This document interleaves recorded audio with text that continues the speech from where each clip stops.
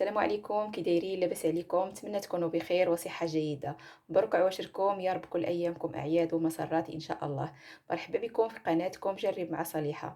اليوم غادي ندير معكم المادلين، الوصفه اللي كيحبها الصغار بزاف واكيد حتى الكبار. كتجي رائعه ولذيذه، كتنفع لفطور الصباح ولا العشيه او حتى للضيوف الغفله. دغيا كتوجد. بلا ما نطول عليكم ندوزو باش نحضروا المادلين ديالنا ان شاء الله.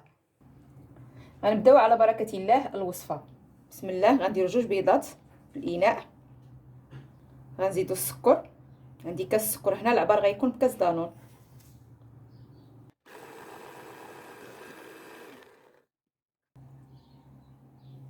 عندي كاس ديال الزبده والزيت مخلطين، العبار بكاس دانون.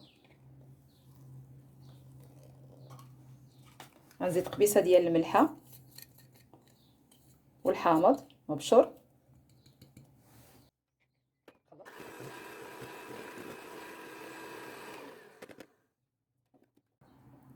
عندي دانون فاني، العبار ديال 110 غرام.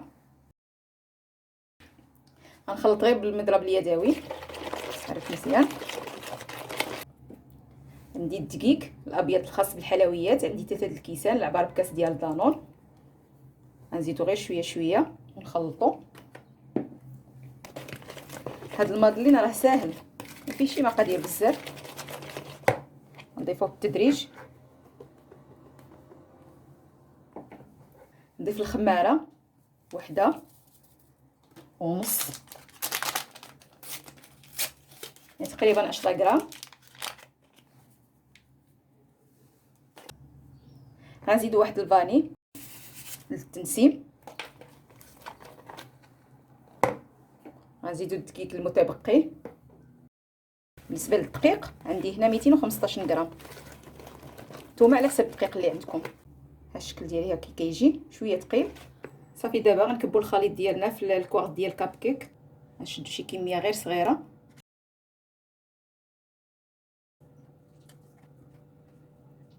نحاولوا نديروهم حتى للنصف ديال الوراق. ها هما لي مادلين بعد ما كملتهم. دابا غندخلهم للفران، ضروري يكون الفران مسخن. جبت واحد الصفيحه اخرى ديال الفران غنحط فيها المادلين ديالي باش ما يتحرقوش، يطيبوا على مهل. اللي عندها الفران ديال الكهرباء غدير على 180 درجه. بالنسبه اللي عندها الفران بحالي غازي غدير الحراره غير خفيفه وتخليهم يطيبوا على مهل بحال كديري شي كيكه. ها هي المادلين ديالنا من بعد ما ساليتها. دابا غندوز ان شاء الله معكم للتزيين. النصف غنزينو بالكونفيتير والكوك، والنصف الاخر غندير الشكلاط وشويه ديال الكركاع. غناخذوا شي وحيده، ندير شويه الكونفيتير هنا ونبدا نزين غير شويه وصافي.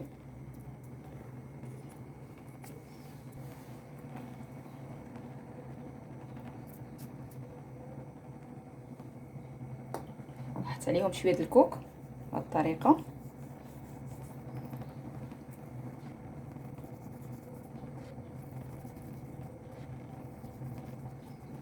غنكملوا الجزء الاخر بالشكلاط. غنهزوا الحبه ديالنا نديروا عليها الشكلاط بهذا الشكل، اي نوع شكلاط بغيتو.